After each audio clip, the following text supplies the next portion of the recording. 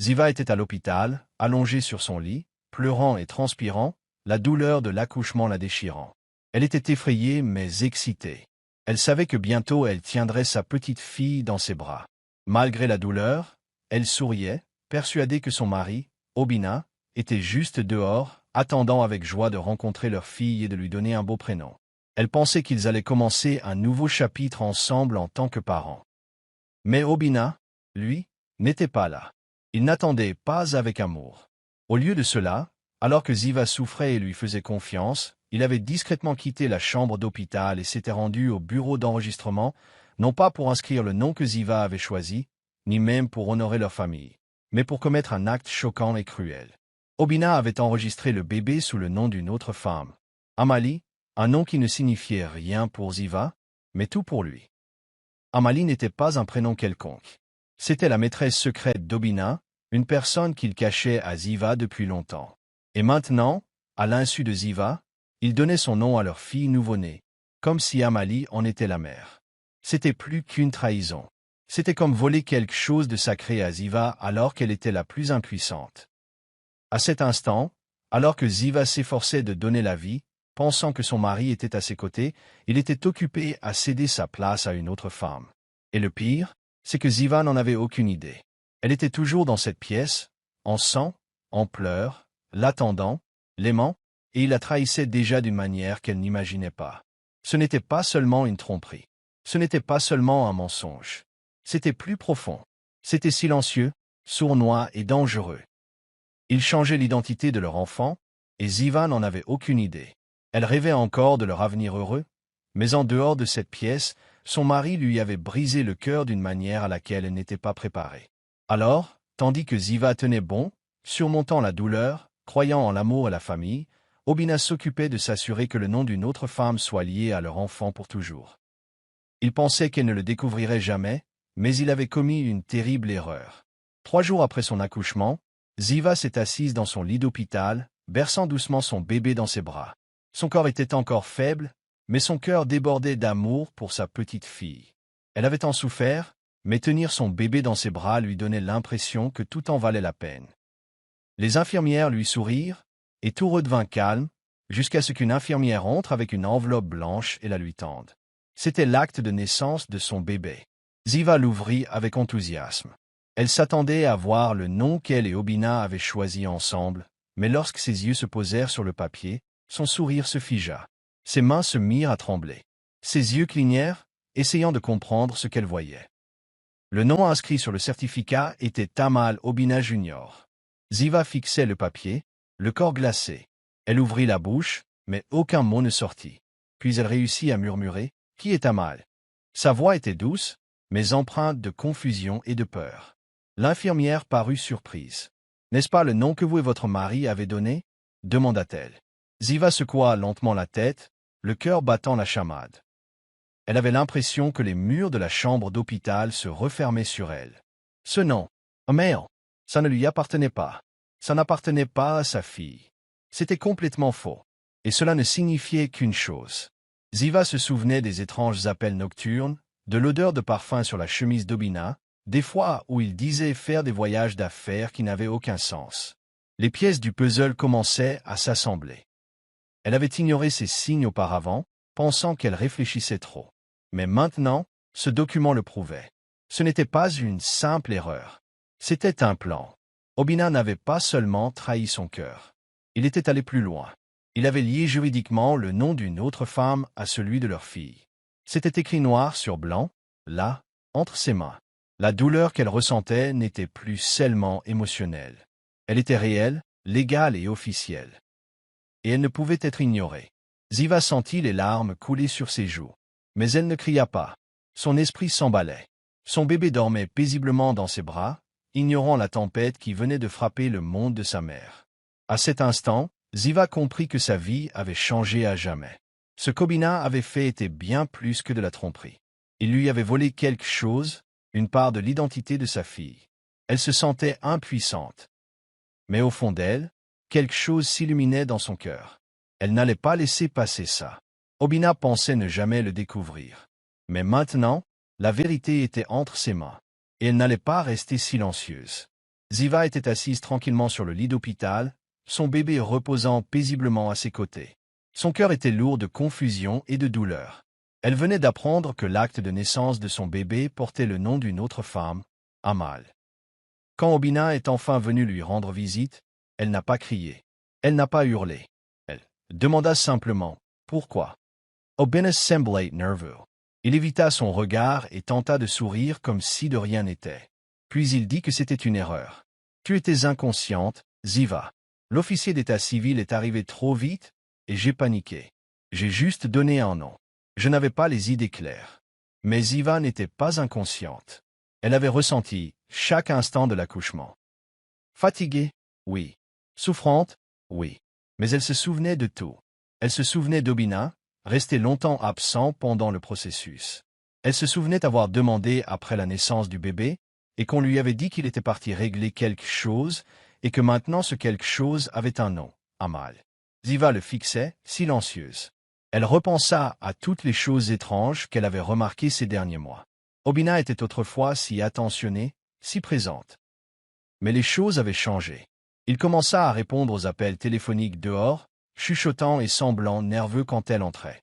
Il était rentré tard plus d'une fois, et il y avait cette forte odeur de parfum sur sa chemise. Pas son parfum, ni celui qu'elle utilisait.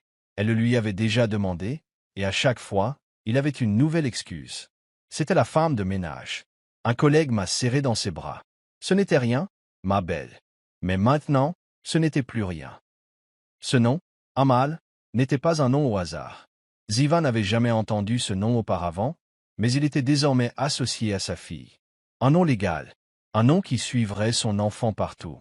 Formulaires scolaires, dossiers médicaux, partout. La voix d'Obina s'éteignit à ses oreilles tandis qu'il continuait à parler. Il essayait de faire passer cela pour une banalité, comme une simple erreur. Mais pour Ziva, c'était la dernière pièce du puzzle. Il ne l'avait pas seulement trompée.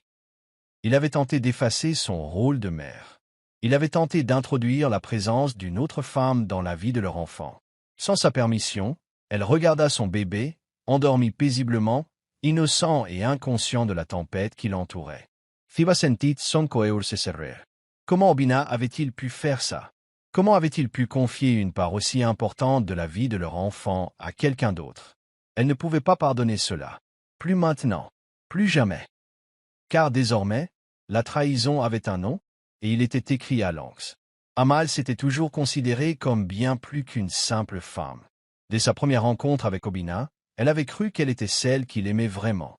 Il lui disait toujours des choses douces, la faisait se sentir spéciale et lui avait même promis qu'un jour, ils seraient ensemble pour de vrai. Elle s'accrochait à ses promesses comme à de l'or. Alors, quand elle apprit que Ziva était enceinte, son monde fut bouleversé. Au début, elle crut qu'Obina lui avait menti. Elle pleurait, hurlait et l'accusait de l'utiliser. Mais Obina la calma rapidement. Il lui dit de ne pas s'inquiéter, que la grossesse de Ziva ne changeait rien. Puis il prononça ces mots qui la firent sourire à nouveau. L'enfant portera ton nom. Ziva ne le saura jamais. Cela procurait à Amal une étrange paix. Même si le bébé n'était pas le sien, il porterait son nom. Cela signifiait quelque chose. Cela signifiait qu'elle avait encore du pouvoir. Elle avait encore une place dans la vie d'Obina. Au fond d'elle-même, elle pensait que c'était le début de la fin pour Ziva. Elle s'imaginait enfin prendre la place de Ziva, être la véritable épouse, la mère de l'enfant. De nom, du moins. Ce qu'Amal ignorait, c'est que Ziva n'était plus la même femme réservée qui ignorait autrefois tous les signes. Ziva avait commencé à observer, écouter et prendre des notes. Elle avait remarqué qu'Obina agissait différemment, que son regard se déplaçait lorsqu'elle posait certaines questions. Elle savait que quelque chose clochait. Elle a donc suivi son instinct et a vérifié les caméras de sécurité de l'hôpital après la naissance de son bébé. Et ce qu'elle a découvert a fait s'arrêter son cœur. Les images des caméras ont tout montré. Obina s'éloignait de la salle d'accouchement, se faufilait dans le bureau du greffier et transmettait des informations en chuchotant au téléphone. Ziva n'avait pas besoin d'entendre ces mots. Ses gestes étaient suffisamment bruyants. Ziva a sauvegardé la vidéo. Elle ne l'a pas encore confrontée. Pas tout de suite. Parce que cette fois, elle voulait être intelligente. Elle en avait assez de pleurer. Elle en avait assez de supplier. Fini l'aveuglement. Tandis qu'Amal souriait et célébrait en secret, persuadé d'avoir gagné, Ziva préparait déjà son prochain coup. Elle serra son bébé fort, embrassa son petit front et murmura « Tu ne porteras pas le nom d'une autre femme ». Amal pensait avoir un plan. Mais elle ignorait que Ziva en avait un aussi. Et le sien était plus fort, plus sage et fondé sur la vérité. La partie venait de commencer. Et cette fois, Ziva ne perdrait pas. Ziva ne cria pas. Elle n'a pas pleuré devant Obina. Elle a juste regardé calmement, a fait ses bagages et est partie avec son bébé dans les bras. Sans prévenir. Aucune explication. Elle ne voulait pas d'une nouvelle dispute ni de nouveaux mensonges. Elle en avait assez d'entendre des excuses. Cette fois, elle voulait agir. Elle se rendit directement chez sa cousine Azosa. Azosa n'était pas seulement un membre de sa famille, c'était aussi une avocate compétente et intelligente. Dès que Ziva lui eut tout raconté, Azosa se leva et dit « Nous allons nous battre comme il se doit. » Ziva sentit enfin qu'elle n'était plus seule. Elle avait quelqu'un qui la croyait et qui pouvait l'aider. Ils ont commencé à tout rassembler, des images d'hôpital, un faux certificat de naissance, les SMS d'Obina et même des captures d'écran de ses conversations avec Amal. Azosa leur a expliqué ce qu'il faisait avec des mots simples. C'est un faux. C'est une fraude. C'est de la violence psychologique. Nous montons un dossier judiciaire contre lui. Ziva hocha la tête. Elle apprenait. Elle guérissait. Et peu à peu, sa douleur commença à se transformer en force tranquille. Tandis qu'Obina pensait s'être enfui par tristesse, Ziva se préparait discrètement à reprendre son pouvoir. Elle n'a rien publié en ligne. Elle n'a rien dit à ses voisins. Elle est restée silencieuse. Mais son silence n'était pas une faiblesse. C'était son plan. Son silence était sa protection. Le soir, tandis que son bébé dormait à ses côtés, elle s'asseyait avec Azosa à la table à manger, parcourant des documents et notant ses souvenirs. Chaque mensonge d'Obina, chaque instant où elle doutait d'elle-même, chaque fois qu'elle avait envie de crier mais se taisait. Cette fois, elle allait utiliser la loi, pas ses larmes. Et cela fit toute la différence. Ziva savait qu'elle ne voulait pas seulement se venger. Elle voulait justice. Elle voulait que le nom de sa fille soit corrigé. Elle voulait que le monde connaisse la vérité, sans la crier. Et surtout, elle voulait que sa fille grandisse en sachant que sa mère ne se taisait pas par faiblesse. Elle garda le silence parce qu'elle était intelligente. Tandis qu'Obina riait avec Amalie et pensait que Ziva était partie pour de bon, il ignorait qu'elle travaillait avec l'un des meilleurs avocats du pays, le cousin de sa propre femme. Il ignorait que la paix dans ses yeux n'était pas un abandon. C'était une préparation. Ziva était silencieuse. Mais dans son silence, elle faisait monter la tempête. Et bientôt, cette tempête allait briser tout ce qu'il croyait avoir gagné. 2 mois passèrent et Obina pensait que tout était calme. Il croyait que Ziva avait tourné la page et accepté la situation. Mais un matin, alors qu'il quittait son bureau, un homme lui remit un document judiciaire. Il avait été notifié. Looker d'Obina fit on bond. Il ne s'y attendait pas. Il ignorait que Ziva travaillait en coulisses avec un avocat. Sa propre femme avait porté plainte contre lui. Le jour de l'audience arriva. La salle était pleine. Même Amalie était venue, habillée comme si elle était la maîtresse des lieux. Obina était assise au premier rang, l'air nerveuse, mais s'efforçant de garder son calme. Ziva entra discrètement, son bébé dans les bras, et à ses côtés se trouvait sa cousine Azosa, vêtue de sa robe d'avocate, prête à se battre. Le moment venu, Azosa se leva et commença à parler. Sa voix était calme, mais forte. Elle a d'abord fait venir un témoin, une infirmière de l'hôpital qui a tout vu. L'infirmière a déclaré au tribunal que Ziva n'était pas inconsciente lorsque le nom a été prononcé et qu'Obina avait volontairement donné le nom d'Amalie au greffier. Azosa montra alors au tribunal une copie du registre de l'hôpital.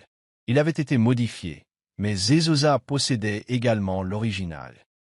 Le registre avait clairement été altéré et la signature d'Obina y figurait. Dans la salle d'audience, les gens se penchaient en avant et chuchotaient. Certains haletaient. Mais le moment le plus marquant fut celui où Azosa sortit les relevés téléphoniques. Elle lut un message qu'Obina avait envoyé à Amalie quelques heures seulement après la naissance du bébé. Le message disait « Maintenant, on ne le saura jamais. Tu as eu ce que tu voulais. » La salle d'audience resta silencieuse un instant. Puis des murmures commencèrent à se faire entendre. C'était clair. Obina avait tout planifié avec Amalie. Il voulait lui attribuer le mérite d'un enfant qui n'était même pas le sien. Le juge haussa les sourcils. Obina Parachok. Il essaya de s'expliquer, mais ses mots trébuchèrent. Il ne trouva pas d'excuse valable. Amalie, qui souriait plutôt, pâlit soudain. Sa confiance s'évanouit. Elle pensait que Ziva était trop faible pour se battre. Elle n'aurait jamais imaginé que cette femme discrète les traduirait en justice et révélerait tout. Ziva ne criait ni ne pleurait. Elle était assise là, tenant son bébé dans ses bras, calme et forte. Elle avait dit la vérité, et la vérité avait parlé plus fort que n'importe quel mensonge. Obina était maintenant assis, la tête baissée, honteux. Et pour la première fois, Amalie comprit que la partie était terminée.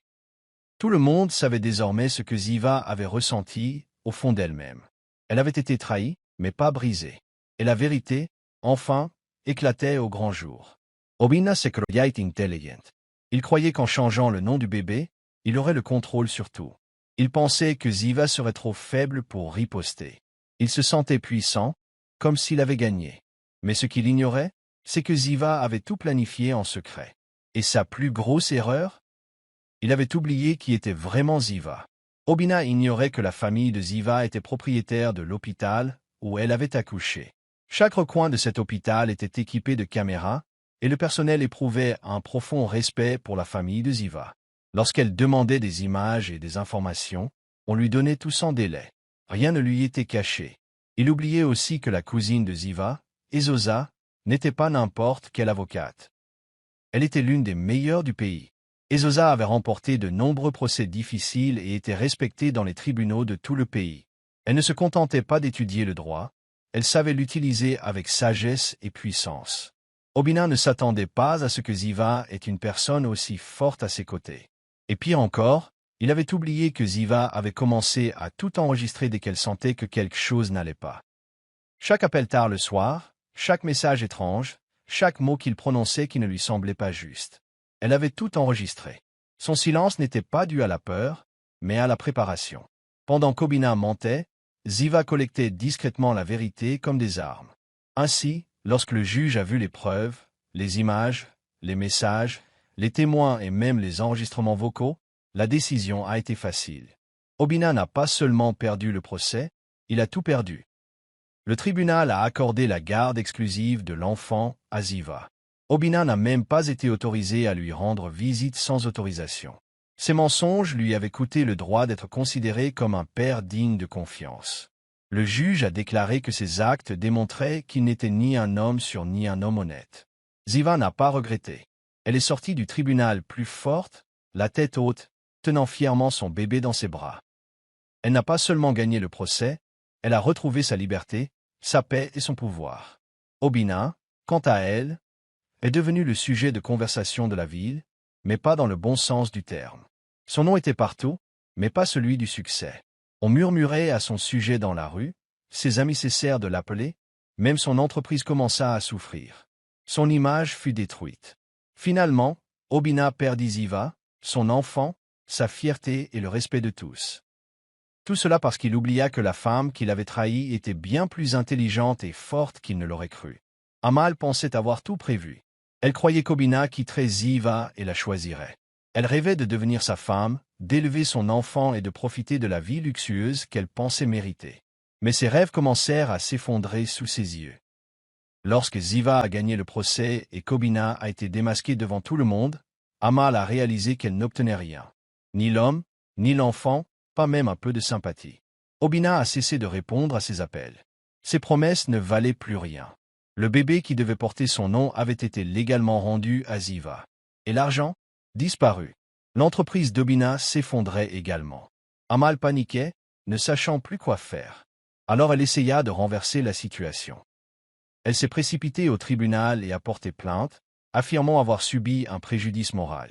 Elle a affirmé avoir été trompée, manipulée et trompée par Obina et Ziva. Elle a pleuré devant les journalistes. Elle a même déclaré au tribunal que le bébé que Ziva portait était en réalité le sien, qu'elle et Obina avaient conclu un accord privé, et que Ziva n'était qu'une mère porteuse. Les gens étaient sous le choc.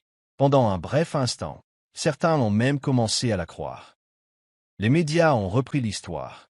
Obina est restée silencieuse, trop gênée pour lire. Mais Ziva était calme. Elle n'avait rien à craindre, car elle connaissait la vérité.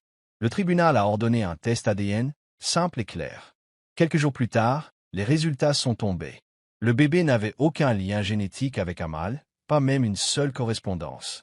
Il s'agissait bien de l'enfant de Ziva, et seulement d'elle. Mais ce n'est pas tout.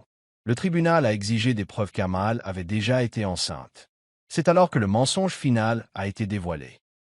Amal n'avait jamais été enceinte, pas une seule fois. Aucun dossier médical, aucun examen médical, aucun signe. Elle avait menti sur tout. Quand la vérité éclata, le silence régna dans la salle. Amal regarda autour d'elle, espérant que quelqu'un la soutiendrait. Mais personne ne le fit. Même son propre avocat s'est retiré.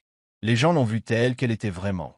Une femme qui a tenté de voler la vie, le bébé et le bonheur d'une autre femme par le mensonge et la ruse. Au final, Amal n'a pas seulement perdu Obina. Elle a aussi perdu sa réputation, sa fierté et son image trompeuse. Tous ceux qui l'admiraient autrefois lui ont tourné le dos. Elle est devenue un avertissement, pas un modèle. Sa chute était criante. Et Ziva, elle tenait son bébé contre elle, fière et paisible. Elle n'avait pas besoin de vengeance. La vérité avait tout fait pour elle.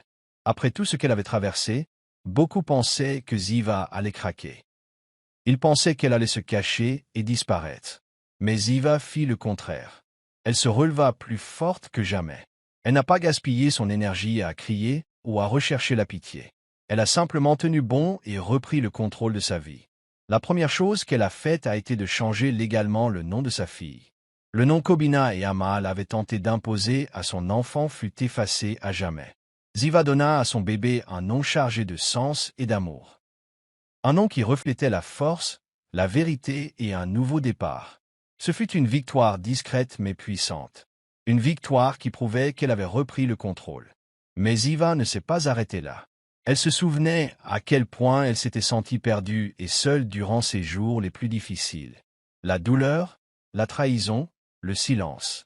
Tout cela l'avait presque brisée. Et elle savait que tant d'autres femmes ressentaient la même chose. Elle a donc décidé d'agir. Elle a créé une ONG. Un lieu où les mères célibataires, les femmes en deuil et toute personne trahie pouvaient trouver aide, espoir et guérison. Elle l'appelait « Descendre au pouvoir ». Il n'était pas question de vengeance. Il s'agissait de se relever de ce qui tentait de vous détruire. L'organisation offrait gratuitement des conseils juridiques, des thérapies, des formations professionnelles et un hébergement aux femmes dans le besoin. Et peu à peu, les histoires ont commencé à se répandre. Des femmes de différentes régions du pays ont contacté Ziva, la remerciant d'avoir pris la parole, d'avoir survécu et d'avoir aidé d'autres personnes à trouver la force. Son histoire est devenue une source d'inspiration. Non pas parce qu'elle avait crié le plus fort, mais parce qu'elle avait agi avec une force tranquille. Elle n'a pas publié de longs discours, ni attaqué Obina dans les médias. Elle a simplement agi. Elle a guéri. Et elle a aussi aidé d'autres personnes à guérir. Chaque fois que quelqu'un entendait son histoire, il ne voyait pas seulement une femme trahie. Il voyait une femme qui refusait d'être détruite. Une femme qui a transformé les cendres en quelque chose de beau. Une femme qui n'a pas seulement survécu. Elle a dirigé. Bientôt, Ziva fut invitée à prendre la parole lors d'événements pour partager son parcours avec des femmes en manque d'encouragement. Sa petite fille, qui grandissait vite, était toujours à ses côtés. Un rappel vivant de ce qu'étaient l'amour et la force. Ziva avait perdu une relation, certes, mais elle avait gagné quelque chose de bien plus puissant. Objectif. Et malgré tout, elle est restée calme, concentrée et gracieuse. C'est pourquoi des milliers de personnes l'ont suivie. Non pas parce qu'elle faisait du bruit, mais parce qu'elle leur a montré à quoi ressemble un pouvoir silencieux et stable. Obina est désormais assis seul, loin de la vie qu'il croyait contrôler. Il croyait autrefois détenir le pouvoir. Il pensait qu'en changeant un nom sur un bout de papier, il pourrait effacer Ziva, réécrire son histoire et faire place à ses mensonges. Mais ce qu'il ignorait, c'est que les noms peuvent s'effacer. Les histoires durent éternellement. Chaque mois, il ne voit sa fille que sur des photos, si le tribunal l'autorise. Elle ne l'appelle pas « papa ». Elle ne connaît pas le son de sa voix. Elle ne court pas vers lui et ne sourit pas en entendant son nom. Pour elle, ce n'est qu'un étranger. Son véritable parent, celui qui l'a soutenu, protégé et aimé sans réserve, est sa mère, Ziva. Ziva n'a pas seulement élevé un enfant. Elle a construit une histoire, fondée sur la vérité, la force et la dignité. Elle n'avait pas besoin d'un homme à ses côtés pour se sentir complète. Elle n'avait pas besoin de drame pour prouver sa puissance. Elle a simplement traversé le feu, en est ressortie plus forte et a bâti une vie paisible pour elle et sa fille. Et maintenant, tandis qu'Obina vit dans le regret, Ziva vit avec détermination. Elle a transformé sa douleur en force, son chagrin en guérison, et son silence en une voix forte et inspirante que beaucoup écoutent désormais. Elle n'a pas combattu Obina avec colère. Elle l'a combattu avec sagesse, avec la loi et avec des décisions sereines. Et c'est ce qui lui a finalement permis de gagner. Obina pensait qu'il avait été malin en changeant de nom. Mais Ziva a tout changé. Et c'est ce dont les gens se souviendront toujours. Non pas de l'homme qui a tenté de l'effacer, mais de la femme qui a refusé de disparaître. La femme qui a veillé à ce que sa fille grandisse entourée d'amour, de vérité et d'honneur. La femme qui a enseigné au monde que la trahison ne met pas fin à une histoire. Parfois, elle en ouvre une meilleure. Obina a changé un nom pour la blesser. Mais Ziva a changé une génération en la guérissant. Et c'est cette histoire qui ne s'effacera jamais. Si cette histoire vous a touché, ne vous contentez pas de la lire. Partagez-la avec quelqu'un qui a besoin de se rappeler sa valeur. Partagez votre amour pour la force de Ziva. Taguez une reine qui réécrit son histoire. Et suivez-nous pour découvrir d'autres récits poignants qui nous rappellent que le retour est toujours plus fort que la trahison.